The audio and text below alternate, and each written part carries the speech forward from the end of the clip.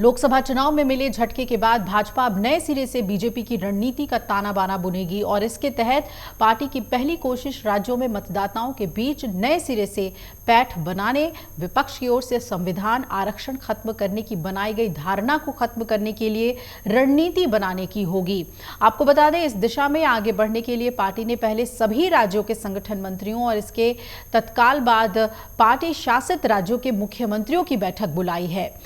तो आज से शुरू हो रही है संगठन मंत्रियों की 2 दिनों की बैठक में पार्टी लोकसभा चुनाव के नतीजों की समीक्षा करेगी और इसके बाद अध्यक्ष पद के चुनाव के लिए जरूरी सदस्यता अभियान के साथ मतदाताओं तक सीधी पहुंच की नई रणनीति तैयार करेगी। तो संगठन मंत्रियों की बैठक के बाद शनिवार रविवार को पार्टी शासित राज्यों के मुख्यमंत्रियों, प्रदेश अध्यक्षों की बैठक होनी है और इस बैठक में भी विपक्ष की बनाई धारणा को तोड़ने के नए प्रयास और प्रयोग करने पर मंथन होगा।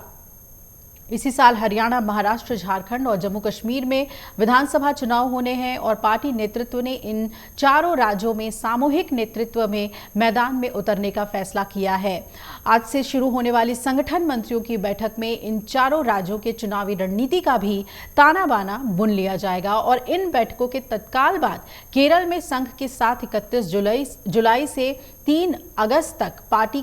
पार्टी की एक समन्वय बैठक होगी। ये भी बहुत महत्वपूर्ण है और लोकसभा चुनाव के बाद संघ और बीजेपी की ये पहली अहम बैठक होगी और इसमें भी भावी रणनीति और नए अध्यक्ष पद पर चर्चा होगी। इस बैठक से पहले बुधवार को पीएम की अगुवाई में पार्टी अध्यक्ष जेपी नड्डा, पार्टी के संगठन महासचिव बीएल संतोष, रक्षा मंत्री राजनाथ सिंह और गृह मंत्री अमित शाह के बीच करीब 2 घंटे की मैराथन बैठक हुई।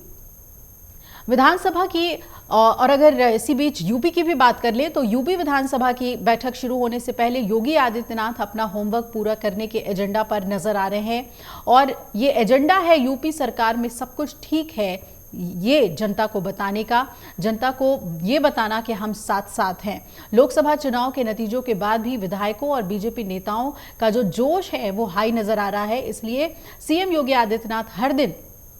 पार्टी नेताओं से लगातार मुलाकात कर रहे हैं और उन पर इस तरह के आरोप लगते थे कि वो अपनी ही पार्टी के नेताओं से बहुत कम मिलते हैं, लेकिन अब तो वो मिलते हैं और साथ ही फोटो भी क्लिक करवाते हैं, जो कि सोशल मीडिया पर हर दिन उनकी मुलाकातों की तस्वीरें पोस्ट की जा रही हैं और देखने को मिल रही हैं। यूपी के मुख्यमंत्री योगी आदित्यनाथ इन दिनों कुछ खास इलाके के जनप्रतिनिधियों के साथ देखे जाते हैं, कभी लंच करते हैं तो कभी डिनर और फिर सबसे विस्तार से बात करते हैं। तो लोकसभा चुनाव के नतीजों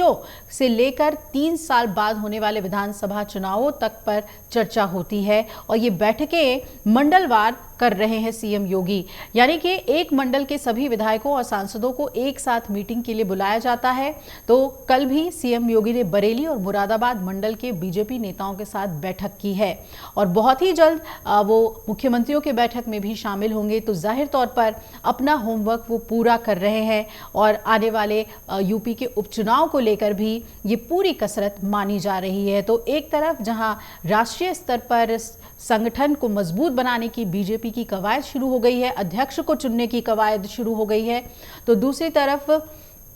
सभी राज्यों को एकजुट करने के लिए भी तमाम कदम उठाए जा रहे हैं और उत्तर प्रदेश में खास तौर पर कोशिशें जो हैं वो बड़े स्तर पर हो रही हैं। इसका कितना फायदा मिलता है आने वाले चुनावों में, ये देखना बहुत ही अहम होगा। अगर आप ये वीडियो YouTube पर देख रहे हैं तो हमारे चैनल को सब्सक्राइब करें और बेल आइकन को दबाना ना भूलें। अगर आप Facebook पर ये वीडियो देख रहे हैं तो हमारे पेज को लाइक करें।